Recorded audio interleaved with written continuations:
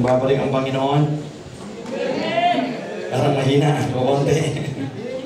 Kung hindi pa mga kapatid ay tama yung sinabi niya ng inyong pastor, kayo ay maganda, mag-bautismo at lumapit sa Panginoon at kilalanin siya bilang tagapagligtas ng inyong buhay. Amen. I am greeting you mga kapatid. Happy 9th anniversary. Praise God at maraming salamat din sa mga leaders ng church. Thank you also Pastor Junari and Pastor Jezebel Bello. No? Thank you po for giving me this wonderful opportunity na mga pagministeryo ng salita ng ating pong Panginoon. Praise God. At I know na marami tayong mga expectation. Thank you for the good introduction. Amen. At it's enough for me, mga kapatid, na makilala as the one who can stand for the truth. Amen. Wala na pong ibang pwedeng greater identity. No? Wala tayong ibang pagkakilanlan. Amen. Maging ang bawat isa sa atin, yung makilala tayo na we will fight for the truth and we will stand for the truth. Amen. Kasi kung wala na mga kapatid, how do we preserve the gospel? How do we preserve this golden message for the salvation of many? Amen. At hindi ko naman po pinagmamalaki mga kapatid, ano po, I just want you to be encouraged. Ano po, ang church po ng Tagaytay ay nagko-conduct po ng 73 home Bible studies a week.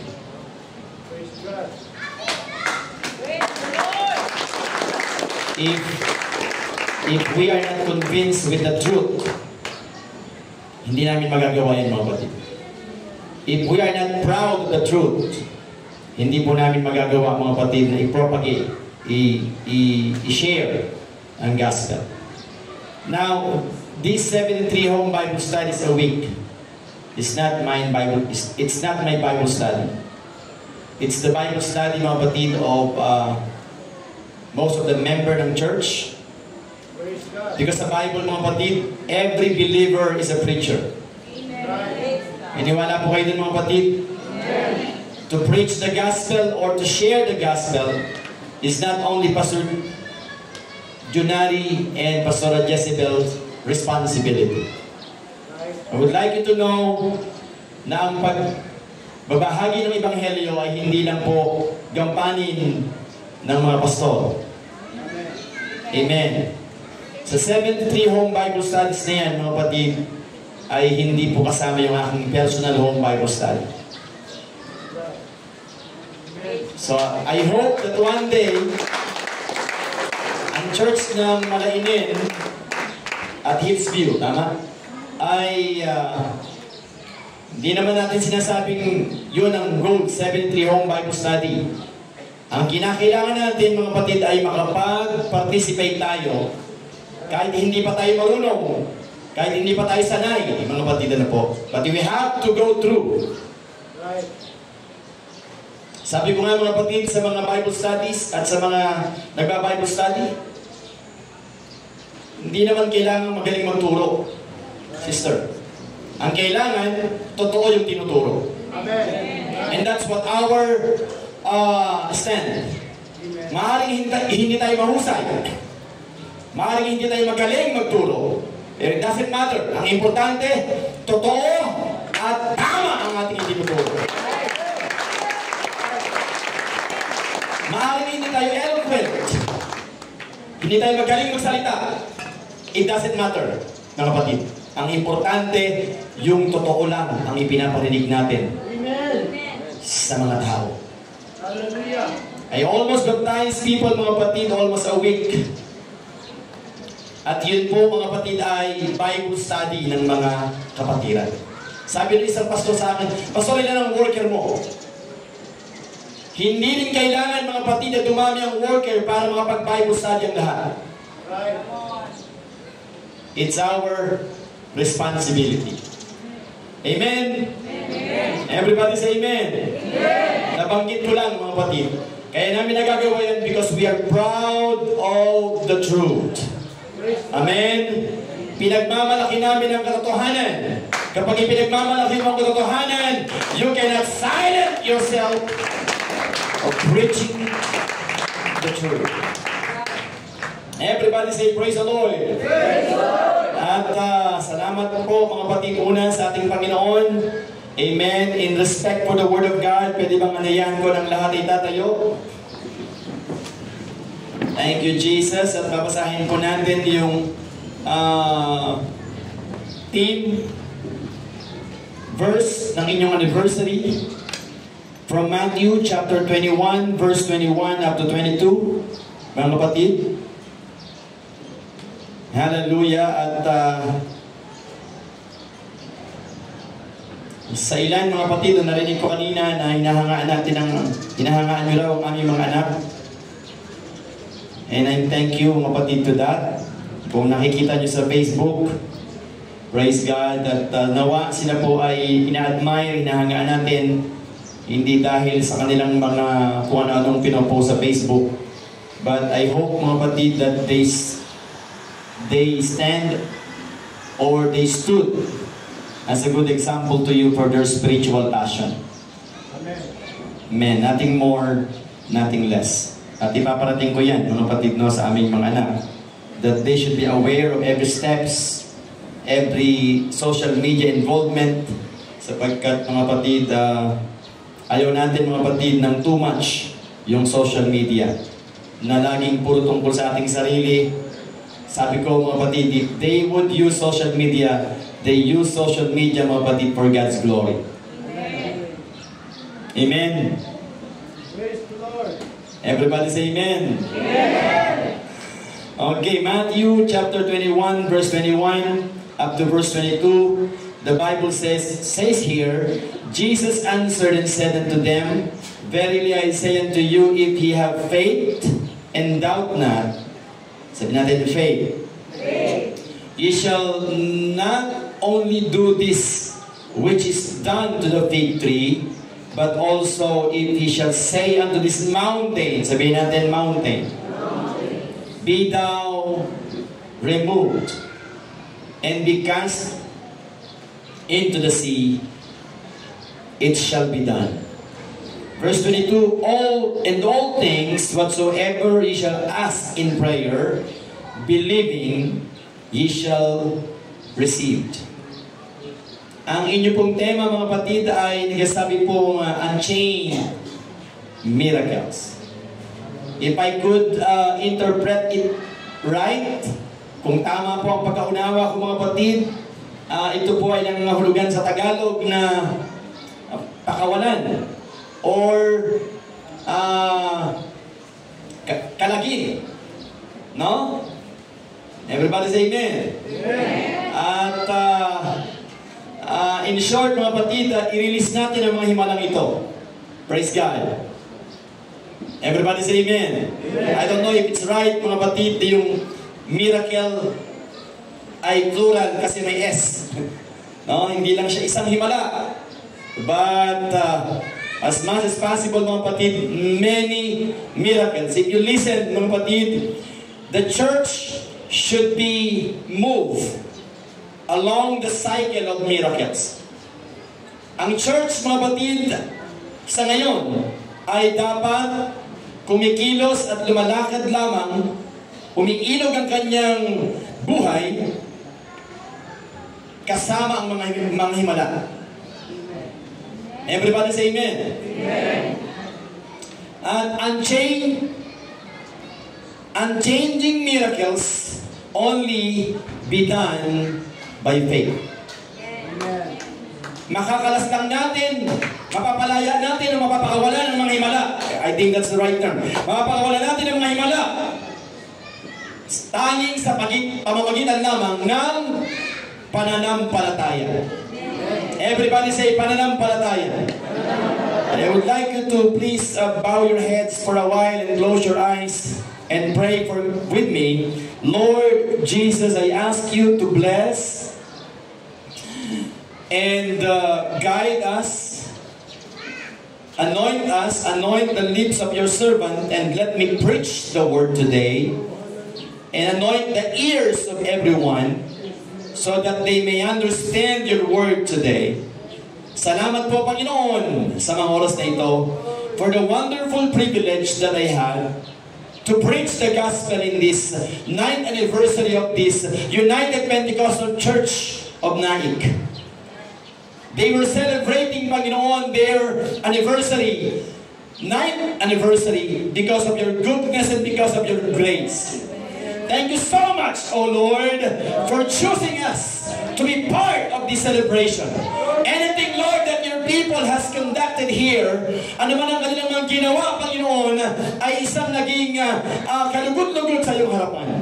I ask you, Lord, to shower one more time your blessing be upon this last part, Panginoon, ng aming pong celebration. Lord, bless me and anoint me and use me as a channel of your word today.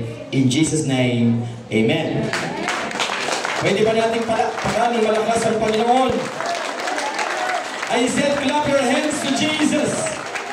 With more louder, mga kapatid. Amen. Hallelujah. Come on, use your energy. Use your voices. Use your hand to praise and exalt the name of Jesus. Praise the name of the Lord. Praise the name of the Lord. Come on, if you want signs and wonders, if you want miracles to be unchained, praise God. Hallelujah. It's all when you act to praise and worship the Lord. Praise God. Praise God. Amen. Amen. And you may all be seated.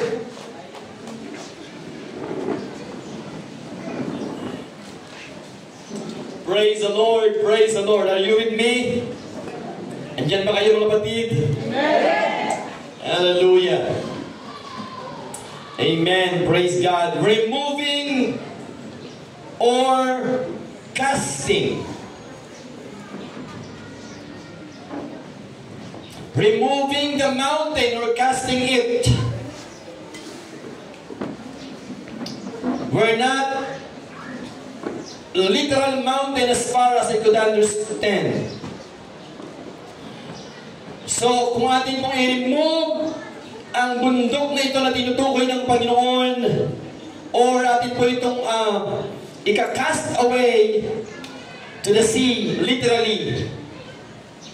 At lahat ng mga mananampalataya, mga kapatid, ay magkaroon ng pare-parehong pananampalataya at naisip nila na mga bundok ay ilipat.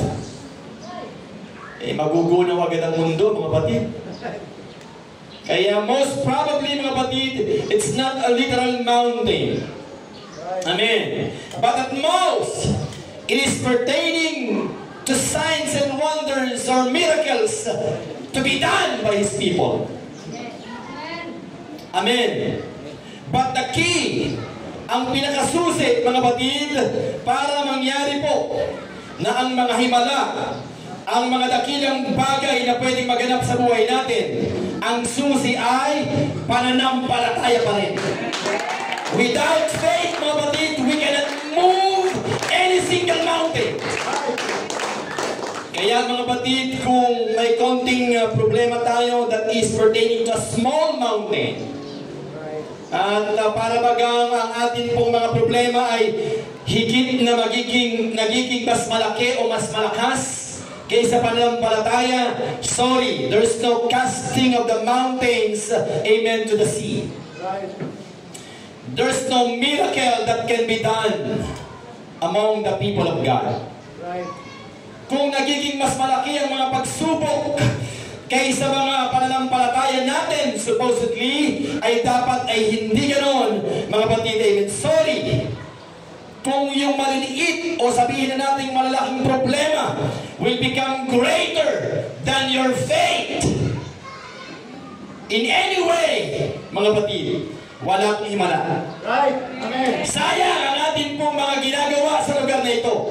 Sayang ang atin pong mga pagpupuri. Sayang ang ating mga paglilingkod, mga kapatid. Amen. Hallelujah. Kung mas malaki pa ang mga bundok na kaysa pananampalataya natin. But I hope, mga kapatid, amen, that it's enough for us to understand, sapat na nawa sa atin, mga kapatid, amen, na maunawaan, praise God, that it cannot be that your problem and your trials can be greater than your faith. For we know, mga kapatid, amen, hallelujah, for most of time, na yung pananampalataya natin ay in-increase ng ating Panginoon through your constant hearing the gospel. Amen. Amen. Faith moves mountains. Amen. Ang pananampalataya, mga kapatid, ay laging may nagagawa para alisin ang mga bundok na ito. Alright. But your doubt creates them. So in faith moves mountain, doubts create them. Right. Kaya kung ninampalataya ka kahapon, tapos nag-alinlangan ka naman ngayon. So ang ginagawa mo, mga kapatid, removing the mountain and creating another one. If you doubt, after a while. Amen. Kaya ang pananampalataya kailangan natin, mga kapatid, amen, ay consistent. Amen. Bakit naman dapat consistent? Dapat hindi pa patay-patay. Dapat hindi on and off. Yes, right. Right. Bakit? Dahil ang Diyos natin ay consistent God. Ang Diyos natin, mga kapatid, ay consistent in all what He do. Nanampalataya ka kahapon, nanampalataya ka ngayon, at mananampalataya ka habang buhay, and you will never turn your back from serving God. I tell you, the God that I know, the God that I serve, the God that I preach to you is a consistent God. At kung himala sa Old Testament, mga kapatid, ay hindi lang yan pang Old Testament. Right. Sapagkat ang sabi ng Bible, Jesus Christ is the same yesterday, today, and forever. Hindi siya nagbabago. He said, I am your Lord, I am your God, and I change not. Hindi siya nagbabago, mga kapatid. Come on. Hallelujah. I want to see people who believe this unchanging God. I want to see people who believe, amen, this mighty and consistent God. Come on, everybody say, praise the Lord. Hindi pwedeng papatay-patay. Your faith must be not on and off. Amen. Pwede kang manghina, pero hindi ka pwedeng tumigil. Right. Pwede kang mapagod, pero hindi pwedeng huminto. Amen. Amen? Amen. You must make your faith be consistent. At kung gusto natin ng mga himala sa buhay, mga batid, always read your Bible. Basahin mo lagi ang Biblia, mga batid. The Bible is composed with many miraculous acts of God. Right. So the more mong babasahin yan, the more mong minamagnet yung mga mahimala ng Diyos. Hindi totoo, mga batid, na wala ng himala sa panahon ngayon, mga batid. Amen? Ang Diyos natin ay gumagawa pa rin ng napakaraming himala. Even right this present time, God is able to perform and do miraculous things in your life. One day, mga batid, ang church na ito ay mapupunahin, no, mga batid, na napakaraming patotoo na ginawa ng Diyos sa buhay nyo. And there's a lot more, mga batid, amen. Bakit ba humihinto yung himala ng Diyos sa isang tao? Hindi dahil sa Diyos. Right. It's because of that inconsistent faith. Sipin mo, faith ngayon, that remove the mountains. Mas malakas yung pananampalataya din na overcome natin yung mga problema. Pagkatapos kinabukasan, nag-doubt naman tayo sa pwedeng gawin ng Diyos. So you create another problem. Right. Ibig sabihin, ikaw din palang nag-iipon at nagpaparami at nagpapalakas ng mga problema sa buhay mo. And you don't need to do that. Keep on serving the Lord. Keep on listening to the gospel. Keep on obeying the truth. Keep on living, amen, hallelujah, under the will of God. Mabuhay tayo lagi sa kalooban ng Diyos. Come on, shout, praise the Lord! Faith is the key. At wala na pong iba, mga kapatid. Amen! Ang pananampalataya ang susi at wala nang iba. Praise God. According to Mark chapter 5, amen, verse 22 up to 43, mga kapatid, and we just jump from 25, amen, to 34. Basahin po natin, mga kapatid, amen, hallelujah, yung mga salita ng Diyos. And behold, there cometh one of the rulers of the synagogue, Jairus by name. And when he saw him, and he fell at his feet. Verse 23, and besought him greatly, saying, My little daughter lieth at the point of death. I pray thee, come and lay thy hands on her, that she may be healed, and she shall live. And Jesus went with him, and much people followed him and thronged him. So, napansin niyo yung from verse 22 to 24? When Jairus, mga kapatid, amen, all of a sudden asked for Jesus to come and lay his hands to his daughter, ang ginawa ng Panginoon, immediately. Right. Nakikinig po? Immediately, Jesus walked through or with Jairus to his house. Para sa akin, mga kapatid, maramdaman ko lang na ang Panginoon ay sumama na sa akin. Maramdaman ko lang, mga kapatid, na ang Panginoon ay sumangayon na sa akin. Napagbigyan ko minsan ng Panginoon na samahan ako through my way. Enough na sa akin yun. Sapagkat alam ko, pag naramdaman ko ang Panginoon, praise God, definitely, meron siyang gagawin. Meron siyang mga hiwalang ipe-perform sa buhay ko. Come on! Hallelujah! And then, before we continue reading, mga kapatid, yung verse 25 and up to verse 34, jump tayo sa 35, mga kapatid. Verse 35 says, Mark chapter 5, While he yet spake, there came from the ruler of the synagogue's house, a certain which said, Thy daughter is dead. So, na-late yung bago dumating ang Panginoon sa bahay ni Jairus, late na kasi patay na yung anak ni Jairus. Amen.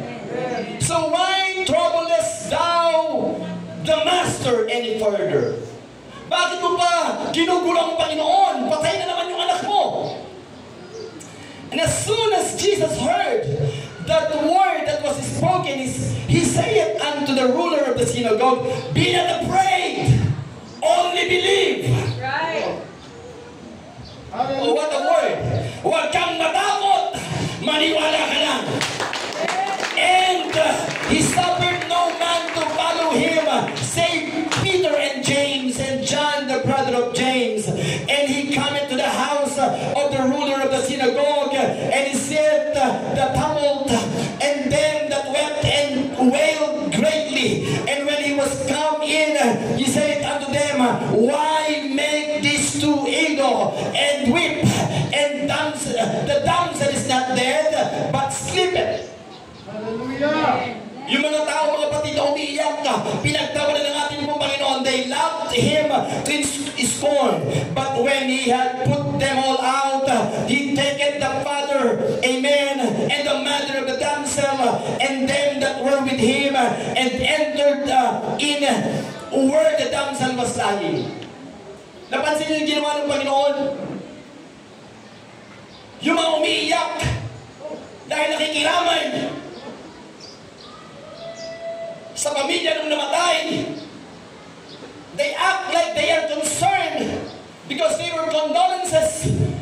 Nagbibigay sila ng mga condolences, ng sympathy, ng pakikiramay, and they thought that is what the good thing that they could do for the family. Tama naman yun, di ba mga kapatid? Kaya may mga crying woman, nahiya tayo pag may namatay tayong mga kakilala at mga kamag-anak na hindi tayo pumunta, tama? Tama po. Because tingin natin, yun lang yung mabuting magagawa natin to support the family of the lost. Amen. Amen. Pero mga kapatid, iba ang Panginoon. Iba ang pwedeng gawin ng Diyos. Yes. Hindi ko sinasabi hindi siya umiiyak. Umiyak din minsan ang ating pong Panginoon, mga kapatid, amen? Pero right performing, mga kapatid, amen, miracles, kahit may obstacle, kahit may problema, mga kapatid, amen, hindi na apektuhan ng Panginoon ng anumang sitwasyon kung siya'y gagawa ng himala. Pero yung napansin ko dyan, mga kapatid, yung mga taong concerned, ang sabi ng Bible, mga kapatid, He put them all out. Pinalabas ng Panginoon. Amen! Amen. Kasi hindi sila nananampalataya Right. Right. na kayang gawin ng Panginoon. When Jesus said, the damsel is not dead, hindi ibig sabihin hindi talaga patay. In our human eyes, patay talaga yung dalagita. Right. Amen. Pero when Jesus said, hindi siya patay, it means to say that Jesus will resurrect and restore back the life that was lost in that body of the damsel. Nakikinig po, mga kapatid? Yun ang ibig sabihin ng Panginoon. Na sabi ng mga tao, ang sabi ng Bible, they scorn. Alam niyo yung scorn? Kinutihan nila ang Panginoon. Tinawanan nila ang Panginoon. Bakit? Ano ba yung outlook nila sa Panginoon? Di ba tayo pag mayayaman, hindi naman natin basta-basta tinatawanan? Kahit nakilala na natin tulak mga patid, yung mga politicians, huwag yung sumbong. Pag dumating dyan, mga patid talagang hanga pa rin tayo, di ba? Tama po? It is somewhat of belief and faith to them. Kasi yung kanilang itsura ay parang they are like honorable. Sometimes nakatingin tayo doon sa mga tinatawag na itsura, sa maayos na pananamit, sa kanilang sasakyan, sa kanilang pera, at sa kanilang kapangyarihan. Tama po?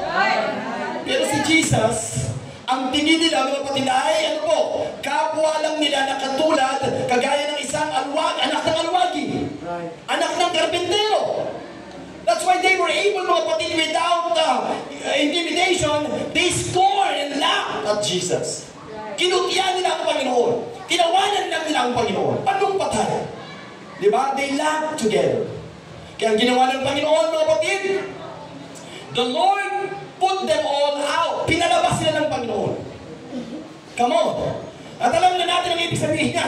Pag pinalabas tayo ng Panginoon sa eksena, mga kapatid, we are not part of the miracles. Right. Pag pinalabas ka ng Panginoon sa eksena kasi hindi ka naniwala, we are out of the scenario. Wala tayo sa eksena ng mga himalang pwedeng gawin ng Panginoon. And ayun po yung ayaw mangyari ng Diyos.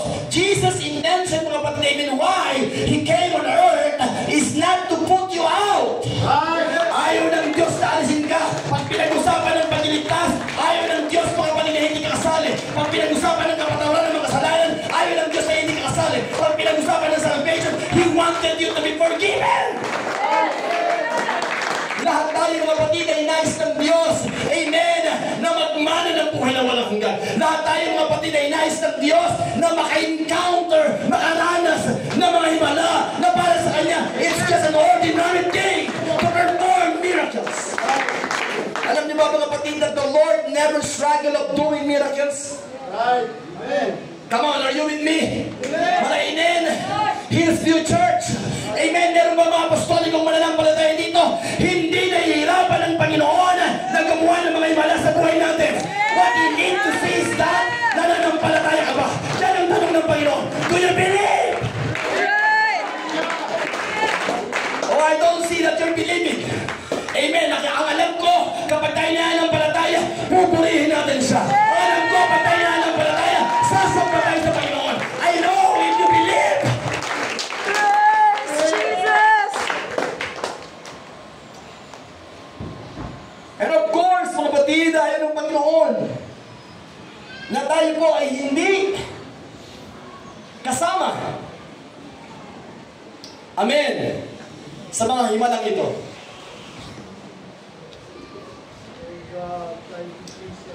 And according to verse 41, and he took the damsel by the hand and said unto the damsel, and said unto her, Talitha Kumi, which is being interpreted damsel. I say unto thee, arise. Sino yung naniniwala mga kapatid that your sleeping miracles is arising right now? Amen. Glory, hallelujah. Sino naniniwala mga kapatid that your sleeping hope is Right. arising right now? Amen. Sino naniniwala mga kapatid that your sleeping, hallelujah, grace is arising right now? I said, I'm asking you a question. Sino naniniwala that your sleeping miracle is arising right now? Kung naniniwala ka mga kapatid, kumigising ang mga mahimala sa buhay mo. Kumigising yung pag-asa sa buhay mo. Kumigising mga kapatid, amen, yung mga biyaya sa buhay mo. It is all rising up again. Hallelujah. And straightway the damsel arose and walked. For she was of the age of 12 years old. And they were astonished with a great astonishment. And verse 43, and he charged them straitly that no man should know it, and commanded that something should be given her to eat. Amen. Sabi ng Panginoon, huwag niyo ipagsasabi. Huwag niyo kukwento kahit kanino kung ano yung naganap ngayon. But let me tell you this, mga kapatid, amen. Yung mga taong nakakita ng himala ng Panginoon, even the damsel herself, praise God, hindi nila mapigilang ipagsabi, hindi nila mapigilang ikwento, hindi nila mapigilang ipamalita, and that is out of their faith. Why they do that? Everybody say amen.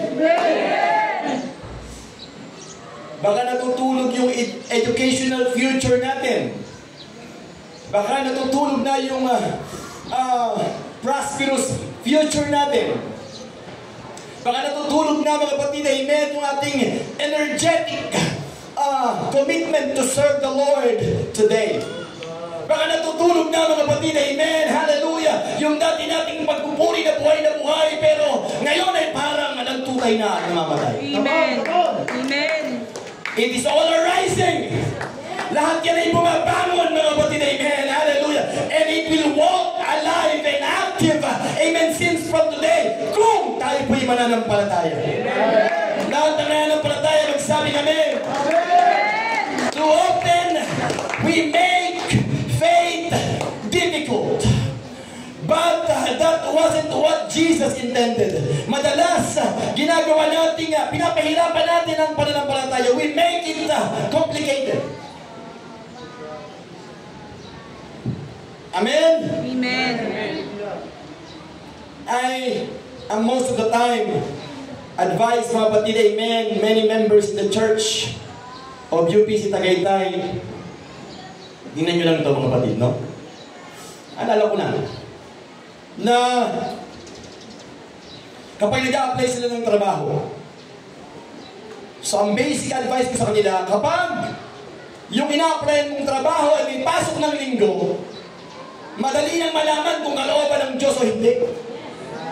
Kahit malaki ang sweldo, kahit malaki ang alok o offer, basta may pasok ng linggo, it is not God's will. Biblical pa rin, Pastor, opo. 6 days you will work, but in the 7th day, you will have to rest.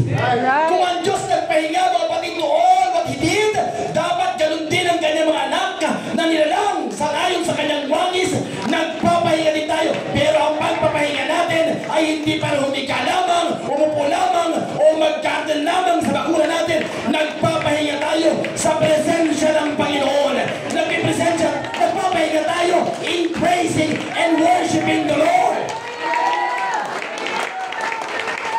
And many people make faith complicated. It simply means trusting Jesus to do what He has promised. Amen. Alam natin mga kapatid, para maging komplikado ang pananampalataya natin, kinakailangan nating magsayaw sa mga alok ng sanlibutan. We need to dance around what the world is offering you. At hindi na mahirap ngayon yan sapagkat nasa social media era na tayo. Yung something that it's hard for us to know what happens in US, what happens happened in Europe, what happened in the whole Asia, hindi na mahirap alamin sa atin lahat yan. So the over, mga kapatid, amen, noon, ang alok ng sanlibutan sa atin, sweldohan ka ng malaki, kapalit ng pananampalataya mo, hindi na lang yan, mga kapatid, amen, sa community base. Hindi na lang yan sa local base. Hanggang, mga kapatid, amen, hallelujah, sa social media, yung alok ng buong sanlibutan can be over to you. Nakikinig po? Kaya the more tayong mag-ingat, mga kapatid, sapagkat ang taktik ng kaaway ay gawing komplikado ang pananampalataya. Praise God! Sinasabi ng kaaway, pwede ka namang maglingkod sa Diyos at the same time ay mabuhay tayo sa sanlibutan. Hindi po. Hindi pwede. Sabi ng Bible, mga kapatid, amen, hallelujah, present your body as a living sacrifice. God is looking for you every Sunday. Kaya pastor, kapag kami isang kaluluwa o member na wala dito every Sunday, amen, hindi lang si pastor naghahanap sa atin, hinahanap tayo ng Diyos. Kung yung pastor niya hinahanap tayo, ang Diyos pa kaya. Because your presence every Sunday is an act of your faith. Amen. Right. Pero sa sanlibutan, mga kapatid, wala na eh.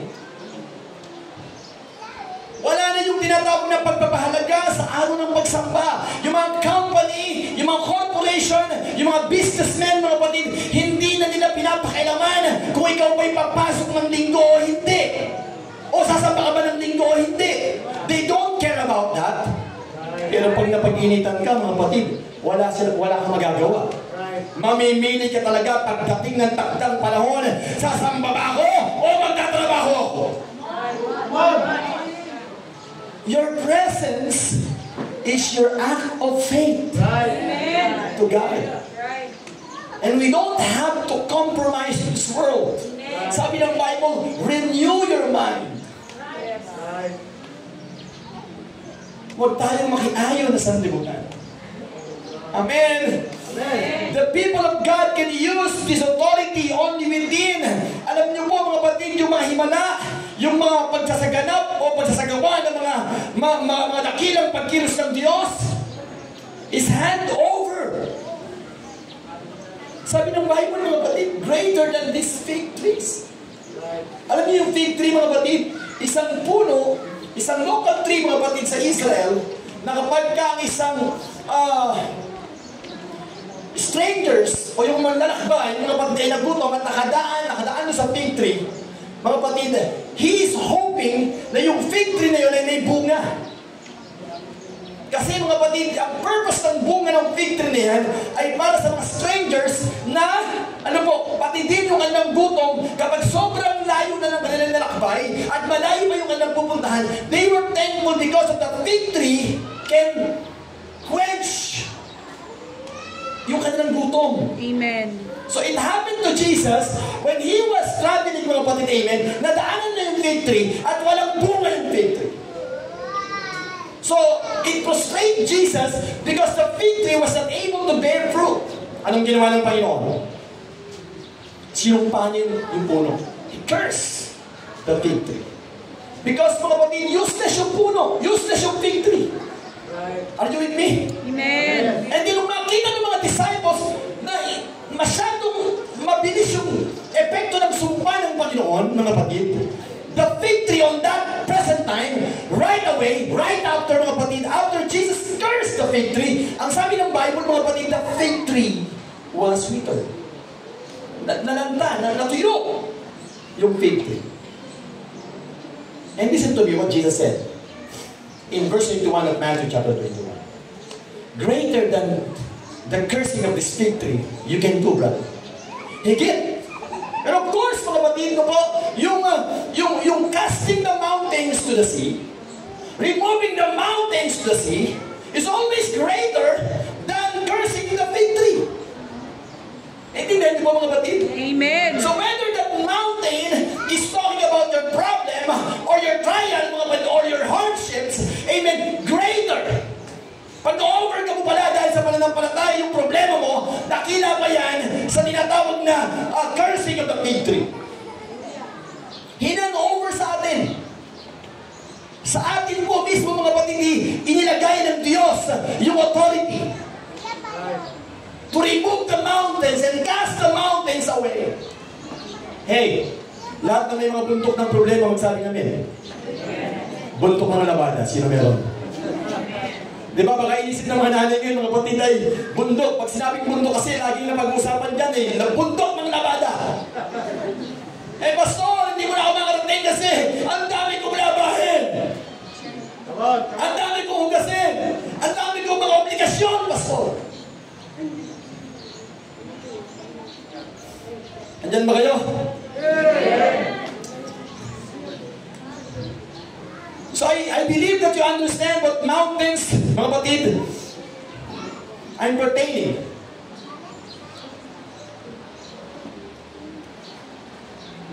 Pero pinagkatiwala sa atin how to remove that mountain.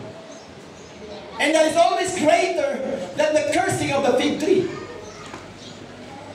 Greater than the cursing of this fig tree, you may do. Kaya pag may problema tayo, huwag tayo masyadong iyakin. Iyakin tayo, umiyak tayo sa Diyos. Amen. Sa Panginoon tayo, mga kapatid, umasa. Yes. Dahil siya yung nagbigay, mga kapatid, amen, ang authority sa atin. And the people of God, everybody say, people of God. Sabihin natin, ako yun. Ako yun. Parang mahina. Sabihin natin, ako yun. Ako yun. I am the people of God. I am the people of God. Sabihin natin malakas, I am the people of God. I am the people of God. The people of God can use this authority only within the parameter of faith. Right. Ang pangit naman kasi mga kapatid, lahat naman ng tao may problema, tama? Right. Amen. Believers and unbelievers, pareho may problema yan. Right. Yung unbeliever, mga kapatid, amen, meron din silang kakayanan isolve yung kanilang mga problema. Tama po? Tama po? Ang unbeliever, pag mayaman mga kapatid, nagkasakit, diretso na sa ospital. Wala namang pray-pray yan. Wala namang pasto yan. Wala namang kakilalang mga lingkod ng Diyos yan. Wala namang may hilingan ng pananalangin yan. Tama? Pag milyonaryo ang unbeliever, mga kapatid, praise God, kapag may sakit yung anak, kapag may problema sa bahay, pera. Pera lang ang katapat niya. Tama po? Ang believer, ang mananampalataya, kahit may pera ka na, kahit mayaman ka na, sinakita ko yung mga sakyan yung gaganda. Amen. Praise God. Hallelujah. Ayoko iparada yung sakyan ko dyan. Parang maluluma ang sakyan ko sa mga sakyan nyo ah. Senyalis yan mga kapatid na pinagpapala ka ng Diyos. Tama? Hindi lang yan. May mga darating pa. Higit pa dyan. Greater than that. You receive from the Lord. Higit pa dyan ang pwede mo tanggapin. Pero kapag may pera ka na, kapag mayaman ka na, you should not act like an unbeliever. Right. Yung unbeliever, wala silang choice. Hindi nila kilala ang Diyos. Ang alam nila, use their millions, use their money to solve their problem. Pero ang mananampalataya, kahit mayaman ka na, kahit marami ka ng pera, kahit nasa iyo na ang lahat mga kapatid, hindi natin sila ginagaya. Why? Kasi yung mayayaman na unbeliever, masosolve yan nila, brother, ang walang problema, pero walang praise the Lord yun. Tama? Walang glory to God yun, pastor. Walang Diyos na natatayo at naluluwalhati. Walang Diyos na be-pleased. Pero ang mananampalataya, mga kapatid, may pera ka man o wala, lalo sa walang-wala, mga kapatid, amen. Kapag may problema ka, mananalangin ka sa Diyos, tatawag ka ng prayer request, at pag nasolve yung problema, in just few minutes, praise and glory be to God. Yan lang naman ang nais ng Diyos sa kanyang mga anak, na from time to time, you are casting the mountains away, you're removing the mountains yonder place. Amen, hallelujah. Yan lang naman ang gusto ng Diyos. Every problem that is solved, every trials that is overcome, every hardships, mga kapatid, amen, hallelujah, that made you persistent in serving God, is what? To glorify the Lord.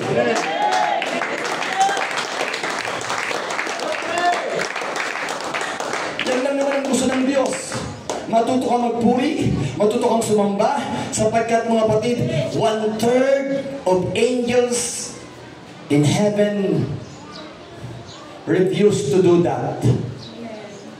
Because ang daming mga anghel na nag-rebelde sa Diyos. Maraming mga anghel, mga kapatid, na pinungunahan ni Lucifer, mga kapatid, na dating mga mananamba, that after rebellion, mga kapatid, amen, nawala, ang laki ng espasyong nawala sa langit, na dati mga anghel na kasamahan ni Lucifer, na mga demonyo na ngayon, hindi nagpupuri sa Diyos. Pero isang araw, ibabalik ng Diyos ang bilang na yan. And I will count myself, amen, hallelujah, that one day I will be in heaven, brother, amen, praising and worshiping the Lord. Come on, clap your hands to Jesus.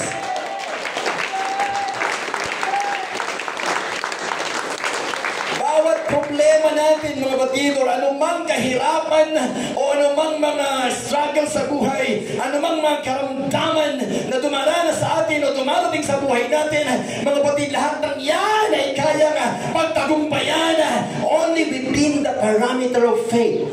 Amen. Hindi pwedeng sa pamamagitan mo lang. Right. Hindi pwedeng glory to me. Right. I can tell you a lot, mga kapatid, of how the Lord helped us in the ministry.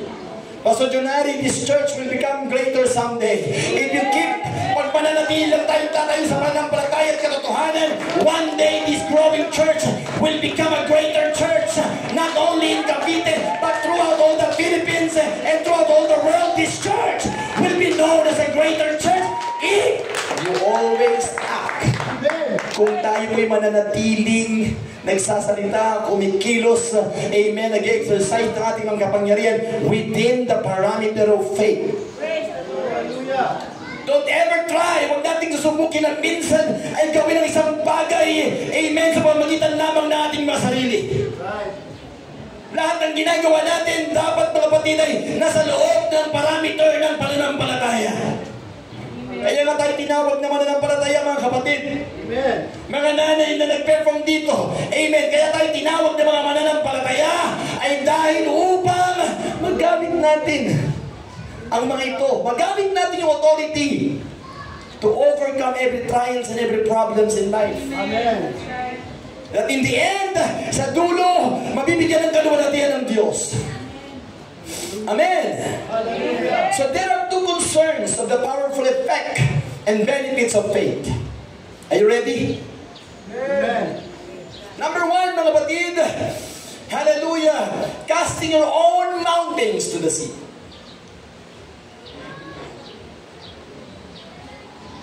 Say amen. Amen. Casting your own mountain. So it's very personal.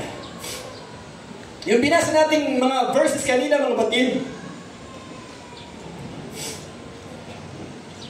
di ba napansin nyo may pinakdawan tayo? Yung verse 25 and verse 30 to verse 34. Ang istorya doon, before Jesus arrived to the house of Jairus, there was a woman. Right. Amen. There was a woman who thronged him. But that story is more clearer, mga kapatid, in Matthew chapter 9, verse 21 at 22. Pero andun po yun. Right. Before Jesus arrived to the house of Jairus, may babaeng inaagasan for 12 years. Right. Amen. And according to the Bible, but for she said within herself, if I may but touch his garment, I shall be whole. But Jesus turned him about, and when he saw her, he said, daughter, be of good comfort, thy faith, everybody say faith, had made thee whole, and the woman was made whole from that hour. 12 years na inagasan yung babae, mga 12 years na meron siyang problema, mga kapatid, sa kanyang menstruation. Amen? Sabi nga, this woman suffered for 12 years with a hemorrhage. Perhaps ito ay isang menstrual disorder. That's the right term for her disease. menstrual disorder. 12 years. Eh, alam natin, yung mga babae, mga patid, kapag dumadating na yung dalaw nila, wala na sa, hindi na pwedeng biruin. Na po, hindi pwedeng inisin. Nahirapan silang kumilos. Lalo na kapag disorder, wala sa ayos mga patid. Imagine mo itong babaeng ito for 12 years. And according to some study mga batid, nagpagamot na siya sa lahat ng iba't ibang mga doktor. Ginugol niya yung pera niya mga batid, pero wala pa rin cure, wala pa rin recovery, hindi pa rin gumagaling. Isang araw narinig niya ang Panginoon, mga batid na paparating. I don't know mga batid if she's aware that Jesus is coming to His miraculous business in the house of Jairus. Nakikinig po? And siguro naisip ng babaeng ko, kahit busy ang Panginoon, kahit maraming ginagawa ang Panginoon, kahit may pupuntahan ang Panginoon, kinakailangan ko lang mahawakan yung laylayan ng kanyang damit. At kapag nahawakan ko yung laylayan ng kanyang damit, gagaling ako. And that is exactly what she did. Nung mahawakan niya mga kapatid, personally, mga kapatid, yung kanyang sariling bundok, yung kanyang sariling struggle, yung kanyang sariling problema mga kapatid, for over 12 years, right that moment on, mga kapatid, amen, siya ay tumanggap ng kanyang himala. So that is very powerful. That first concern, the powerful effect and benefits of faith happened to that woman. Gusto ko lang pong i-enhance ito mga kapatid. Gusto kong i-dissect ng konti. Sometimes kasi mga kapatid, sa totoo lang po, sa totoo lang, no? Nalilimitahan natin ang Panginoon because of some certain situations in life.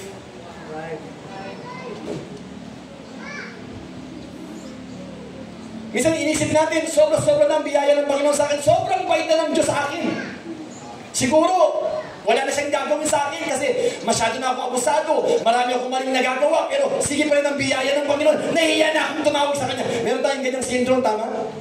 Sobrang bait ng amo natin, sobrang bait ng magulang natin, sobrang mabait ng kaibigan natin, parang nahihiya na tayong lumapit. Tama po? We felt like we are like abusive person. Pero hindi tinitingnan ng Diyos, mga kapatid. Hindi nga tinanong ng Panginoon, ba't ka ba nagkaroon ng menstrual disorder? Amen? Minsan tayo, pag may problema yung isang tao, kasi yan, napala niya, kasalanan niya. Hindi ganyan ang Diyos. Amen? Kapag lalapit tayo sa Kanya at meron tayong daladalang bundok at problema, hindi sinasabi, ikaw kasi anak hindi ka nakinig. Sasabihin yung Panginoon yun, pero hindi sa punto na yun. Naintindihan mo ba natin mga kapatid? Ikukulit tayo ng Diyos sa ating mga mali, mga pero hindi sa punto na yun na kinakailangan gawin yung mga himala sa buhay mo. Kaya wag din nating i-assume mga kapatid na para pag sinasabi din natin na hindi na maghihimala ang Panginoon, sobrang kulit ko, sobrang dami kong nagawa, sobrang palpa ko sa buhay. Hindi po mga kapatid, amen. Sino bang nakakaalam na pagkatapos mong ma-overcome ang bundok na yan, mga kapatid, ay tutuwid na yung buhay mo. Pagkatapos mong masolve ang problema na yan, ay aayos na yung pananampalataya mo. Sino ba nakakaalam mga kapatid na pagkatapos ng himala na yan, then you will walk straight before God's glory. Amen. Hallelujah. Nakikinig po yung mga kapatid? Amen. Can you clap your hands one more time for Jesus? Si Jesus, ang Panginoon, He was not bothered mga kapatid, amen. Meron pong napipintong pagpapakawala na naman ng panibagong himala. So, miracles after miracles, may tumawag sa kanya at lumapit na Jairus at sinabi, Panginoon, kailangan ng another miracle to my little daughter. And while Jesus is responding and walking through that house of Jairus, para yung namatay na little na damsel ay kanyang buhayin muli. Isipin ba natin mga batid na ang Panginoon ay busy, ang Panginoon ay may miracle business to the house of Jairus, hindi na muna ako lalapit sa kanya, busy sa office ang Panginoon. Amen. Hindi po. Kahit ano po ang ginagawa ng Panginoon. When we think that the Lord is busy, mga kapatid, tingnan mo yung orbit ng Earth, tingnan mo yung galaw, mga kapatid, ng mga planeta sa kalawakan, tingnan mo yung galaxy, tingnan mo yung Milky Way, tingnan mo yung Andromeda Galaxy, tingnan mo yung dami ng bituin, tingnan mo yung dami, mga kapatid, amen, na mga creation sa taas. Amen. The Lord is ordering everything. He's not bound to be busy so much para hindi ka matugon. Naiintindihan ko ba natin, mga kapatid? Kahit na meron siyang miracle business to the house of Jairus, pag kailangan mo ngayon, amen, alam ng Diyos yan. Pag kailangan mo ng himala ngayon, alam din ng Diyos kung nananampalataya ka o hindi. Ang kailangan mo lang, mga kapatid, ay pananampalataya. Within the parameter of faith, we don't know the story of the woman kung bakit siya nagsuffer ng ganong problema. Pero Jesus did not question the woman. Right. The woman was just encounter His miracle. Glory to God. Removing and casting the mountain for over 12 years, nagpapahirap sa kanya. Right. Anong problema mo? Anong hardship na kinakaharap mo? Minsan nagpapanggap lang tayo, kala natin okay. But don't you know, mga kapatid, that why Jesus wanted you to remove this mountain? Alam nyo kung bakit gusto ng Panginoon alisin ang mga bundok na yan? Alam nyo? Because mountain, most often, madalas, ang mga bundok na sa harap natin ay nagiging obstruction sa ating mga vision. Right. Tama po? Amen. Ano ibig sabihin nagiging obstruction? Nagiging sagabal. Hindi natin makita yung mga kapatid, yung beyond picture behind the mountain. Right. Nalilimitahan mga kapatid yung kapangyarihan ng Diyos because of the mountains obstruction. Bakit hanggat nandyan siya? Minsan hindi natin nakita mga kapatid, it limits our vision because of your problem. That stand as a mountain to you. That's why Jesus wanted that mountain to be removed. Tama po? Amen. To unchain miracles in your life.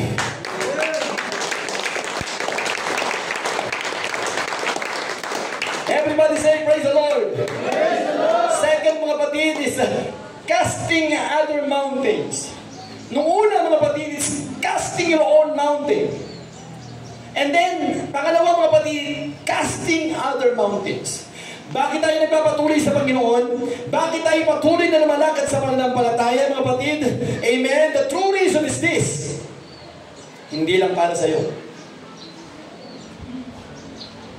Nakikinig po? It's not only for you. 2 Timothy chapter 1 verse 5 says, I remember your genuine faith. Sabi ni Pablo kay Timothy. For you share the faith that first filled with your grandmother Lois and your mother Eunice. And I know that same faith continues strong in you. Alam naman natin, mga kapatid, na wala tayong lahat dito kung walang nanampalataya before us. Right. Amen.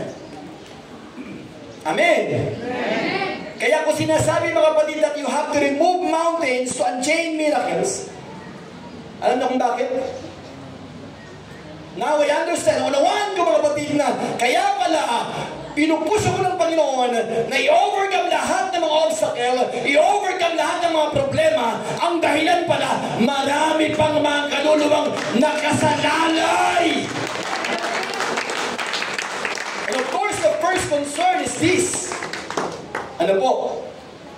Kasi yung grandmother ni Timothy, na si Lois, at saka yung nanay niya, mga kapatid, amen, ay first and second generation of faith. Timothy was the third generation of faith. Tama po? Kung tumigil pala yung grandmother, yung lola niya sa pananampalataya, kung uminto pala mga ba yung kanyang grandmother, wala palang kaligtasan sa nanay niya. Wala palang himala sa nanay niya. And then, good thing is, nagpatuloy yung grandmother ni Timothy. Tama po? Amen. And then,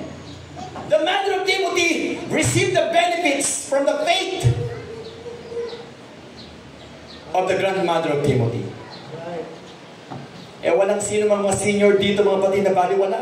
Amen. Sa amin mga kapatid ay, amen, sorry Pastor Junari, sa amin mga kapatid, we give special treatment for all the senior believers.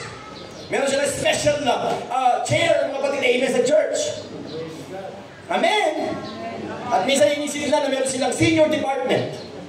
Men's, ladies, youth, sila senior department. Okay lang yun mga kapatid. Kasi mga kapatid, yung pananampalataya nila, mga kapatid, is the first generation, tatay. Yung pananampalataya mo ay unang henerasyon upang, amen, yung susunod sa iyo ay tumanggap din ng mga pagpapala. Kaya hindi tayo baliwala. Hindi tayo mga kapatid just a member in the church. Tama po. Yung mga anak natin ay magbe-benepisyo ng parehong pananampalataya. And we know mga kapatid what is the benefit of keeping our faith. Sabi ko nga mga kapatid, unchained miracles by faith. Amen. Masyado tayong madamot at selfish. Mga kapatid, kaya nga sinabi rin ng Bible, minsan sisingilin ng Panginoon ang mga dugo na mga mapapahamak sa ating mga kamay. It means to say, mga kapatid, amen, that you have to go on. Dapat kang magpatuloy sa pananampalataya kasi mga kapatid, alang-alang sa mga sumusunod na lahi mo o henerasyon mo. Sabi ni Pastor Dinari kanina na mag-perform yung mga bata, sino kayo magiging pastor dyan? Mga kapatid. No one would have thought, mga kapatid, that Timothy could be a greater minister, could be a greater pastor or evangelist in his time. Pero, mga kapatid, hindi natin pwedeng i-out sa eksena yung kanyang lola at saka yung kanyang nanay. Because the faith of Timothy came from his grandmother Lois and from his mother, mga kapatid. So ang tawag dyan, mga kapatid, praise God, hallelujah, is that when you cast the mountains, your own mountains, amen, hallelujah, praise God, you cast them, you cast all these mountains for your next generation. Amen. Sabi nga, one generation's devotion to God does not secure, amen, the next generation's devotion to God, but one generation can leave a legacy of faithfulness to encourage the next generation. We must involve ourselves with that generation, sharing our stories of God's faithfulness and living in such a way that they witness our faith. Amen. Isang araw, mga kapatid, may mga taong nagpapasalamat. The way you jump here in the pulpit, the way you play instrument in the pulpit, the way you praise God, amen, hallelujah, in this stage, the way you serve the Lord so active, the way you praise God, amen, hallelujah, wholeheartedly. Isang araw may mga magpapatotoo kasi nakita kanila kung paano ka maglingkod sa Diyos. Nakita nila how do you keep the faith to remove mountains away. Come on, everybody say, praise the Lord. Praise the Lord. Now,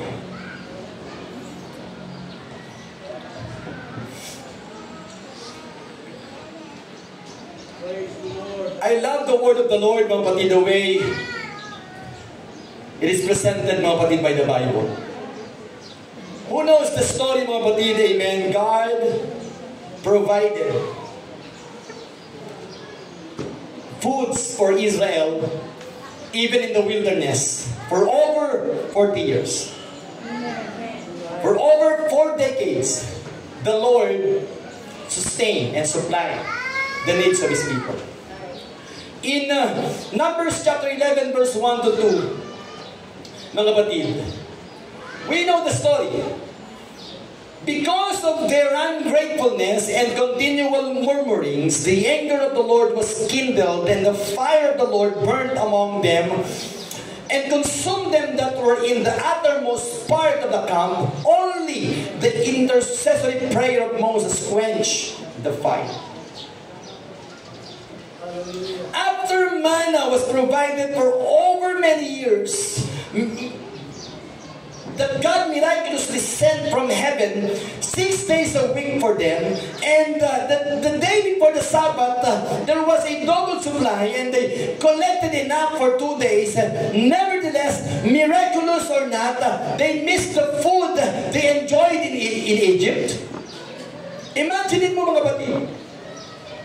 God saved the people of God, amen, from the slavery of Egypt. Slavery. Alipin. Sila yung tagabuhat ng mga bato, mga kapatid, amen, sa Egypt. At pinapakain sila, mga kapatid, not appropriately. Amen. Ibig sabihin, sobra yung trabaho nila sa bansang Egypt dahil itinuturing silang mga alipin doon. Right?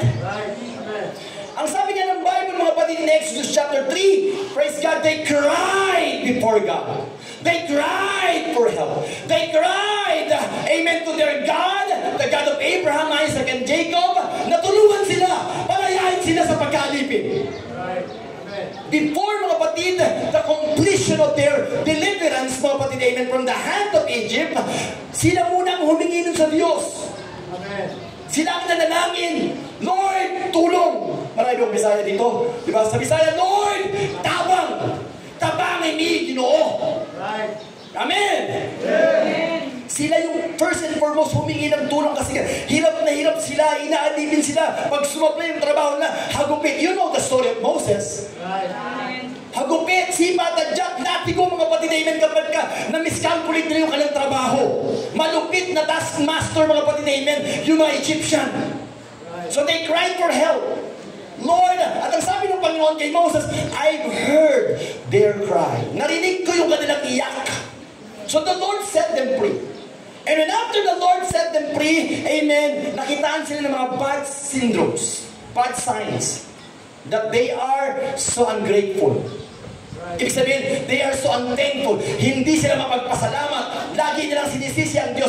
Even after the provision of the manna from heaven, ang sabi ng Bible, they always remember their food in Egypt. Ikinig po. Sana nung pinalaya na tayo ng Panginoon, if you are being raised as an apostolic, kasi nanay tatay mo nagtsaga sa pananampalataya, if you are being raised, amen, by your father and your mother, amen, ang totoo pa rin yan, mga kapatid, praise God, pare-pareho naman tayong pinalaya ng Diyos mula sa maling paniniwala, maling aral, o mga alipin ng diablo sa libutan. We are being deceived before, but thank God, He delivered us away from the hand of the enemy. Pero huwag nawang masumpuan tayo that we are so ungrateful. Kinukumpara natin minsan, mga kapatid, buti pa sa sanlibutan. Siguro kung hindi ako naging Kristiyano, mayaman na ako ngayon. Hey, amen. They always remember, mga kapatid, amen, their food in Egypt. Kaya ang Panginoon nagalit sa kanila. And the Lord consumed them sa galit ng Panginoon. At habang nagpapadala ang Panginoon ng apoy sa kanila at sinusunog sila, mga kapatid, amen, nag-pray si Moses, nag-pray yung leader. Lord, please, stop the fire, quench the fire, at wag mo na silang parusahan, patawarin mo sila. Alam niyo ba, mga kapatid, kung hindi siguro na nalangin ng pastor nyo sa inyo, ewan ko lang, mga kapatid, if you're still enjoying God's blessing. Nakikinig po, mga kapatid. The Lord sent them manna every day. And He make, mga kapatid, amen, them to be instructed na, okay ha, kukuha lang kayo ng sakto for this day. Huwag kayong mag-iipon, huwag kayong mag-iimbak, kasi kinabukasan, sira na yan. May sumubok, mga kapatid, na pagbuhos ng mana, mga kapatid, na Monday, ang ginawa, dinoble. Pagdating kina Tuesday yan, bulok yung kanyang inimbak. Kasi ang gusto ng Panginoon, mga kapatid, araw-araw kang magdepende sa Kanya. Araw-araw kang magtiwala sa Kanya. Huwag mong siguraduhin ang buhay on your own. Make it sure that your life is secure in the hand of God, not on your own. Right. Amen. Nakikinig po. So may sumubok doon, pero salamat, hindi na naulit yun. Pero ang tanging instruction ng Diyos, pagtungtong ng 6 days, doblehin niyo yung kuha niyo kasi kinabukasan hindi na kayo allowed kumuha ulit kasi araw ng Sabat yun. Right. araw na ng pamamahinir. Wala nang bubuhos na mana at wala nang inaalaw na mamulot pa ng mga panggatong sa kalsada at magtrabaho.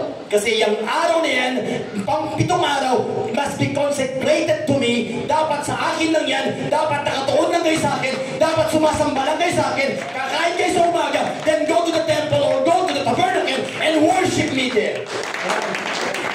Everybody say amen. Amen. At ayoko pong ma-misinterpret natin mga kapatid yung mana na yan ay parang instant. Ayaw din ng Diyos mga kapatid nang nagiging tamad tayo.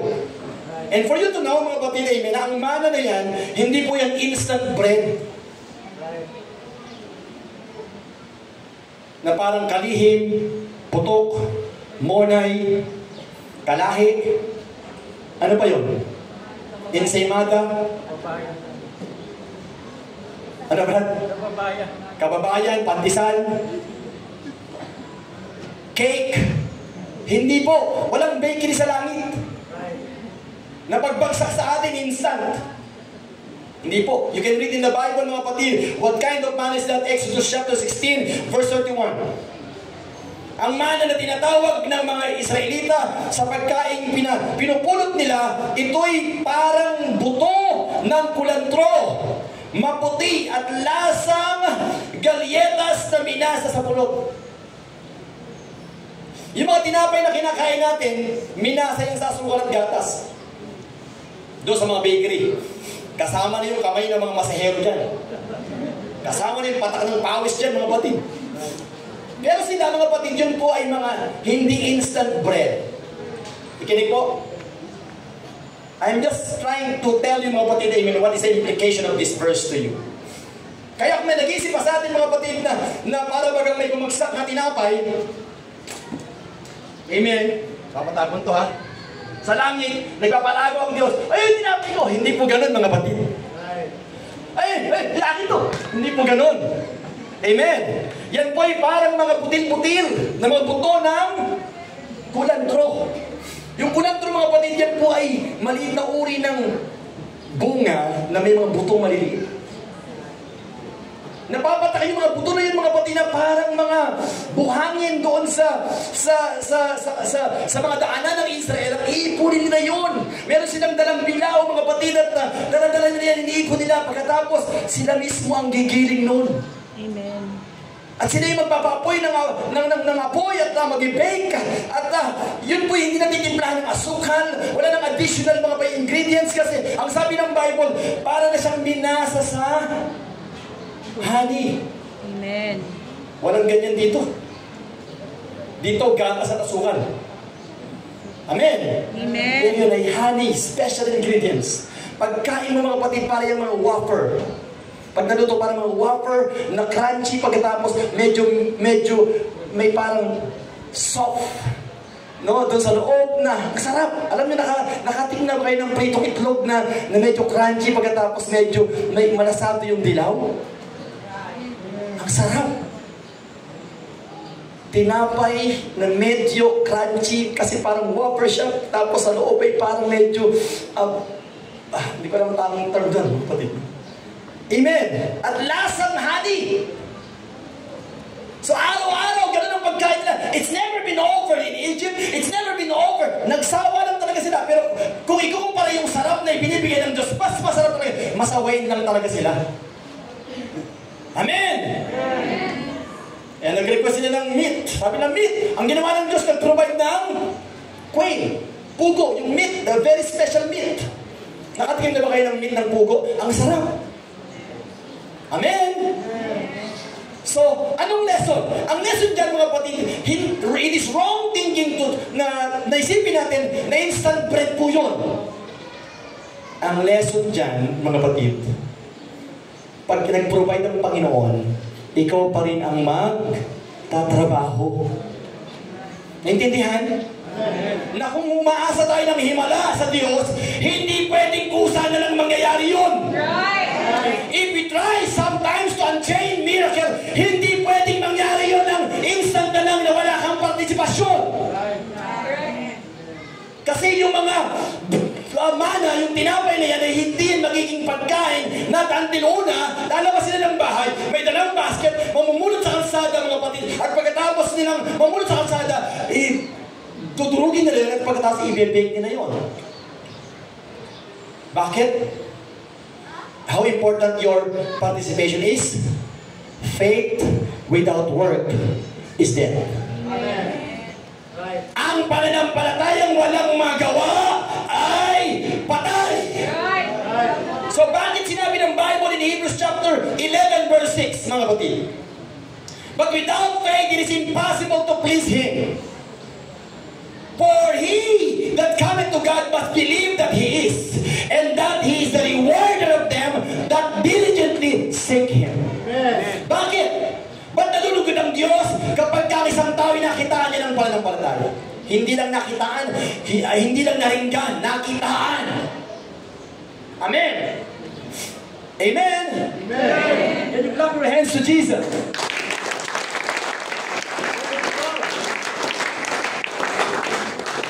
Bakit nalulugod ang Diyos kapag ang isang tao nananampalataya? Amen. Dahil nakikita din ng Diyos kasabay ng pagsampalataya ay yaong mga sakripisyo ng kanyang mga anak. Kaya nawa, every prosperity, every blessing, every riches that God added to your life, sana alam natin, it's all because of the grace of God. It's all because of the hand of God moving in your life. Every miracle is always participated by your faith. Amen. Imagine niyo yung babae, mga kapatid, amen, na inaagasan, makipagsiksikan niya sa atin pong Panginoon, at hindi siya nag-vision out, na hindi ko na kaya. Mga kapatid, may instant pa nga na pinipigilan siya, pero nagsumiksik siya, mga kapatid, at hinawakan niya, inapuhap yung laylayan ng ating pong Panginoon, hanggang sa maabot niya yung laylayan ng damit, at nung kanya mahawakan, mga kapatid, instantly, the miracle happens in her life. Amen. Every miracle is always participated by your faith. No faith, no miracles. Right. No faith, no unchain of miracles. Right. Amen. Come on! Nakikinig mo! Kung wala kang gawa, wala kang ipapakita sa Diyos, wala kang mga sacrifices. Hallelujah. Sabi nga, how miracles could be unchained if faith is not reaching the throne of God. The Bible says, mga kapatid, amen, the only way for us to move the hand of God, the only way to please God is faith. Amen. Hallelujah. Faith with action. Faith with sacrifices. Kaya lahat ng ginagawa natin dito, mga kapatid, lahat ng yan. From the time na gumising ka sa umaga at nag-isip ka na pupunta ng church, o gumising ka sa araw-araw upang umaten at pumunta sa church, o sa anumang gawain, o kaya mga kapatid ay mag-join sa mga evangelism, mag-conduct ng Bible study, humayo, mag-reach out, gawin ko naman yung mga bagay na mayroon pong kaugnayan sa paglilingkod sa atin pong Panginoon. Every time you do that, listen to me, every time mong gagawin yan, nalulugod ang Diyos. Kaya nga diba si King Hezekiah, mga kapatid, nung siya po ay tinalingan na, mga kapatid, na siya ay mamamatay na kinabukasan, even God Himself said to him, prepare your house, prepare your family, kasi bukas, patay ka na. Come on. Amen. Alam niyo ginawa ni Hezekiah? Ni King Hezekiah? Sabi ng Diyos sa kanya, bukas, iligpit mo na yung mga gamit mo, ihanda mo na yung mga pamana mo sa mga anak mo. Sabi ng Diyos sa kanya, bukas, mamamatay ka na. And then, Hezekiah, mga kapatid, faced the wall and prayed to God. Alam niyo anong prayer ni Hezekiah? Lord, remember all the good things I have done for you. Amen. Hallelujah. Hindi sinabi, Lord, remember all the good things I spoke to the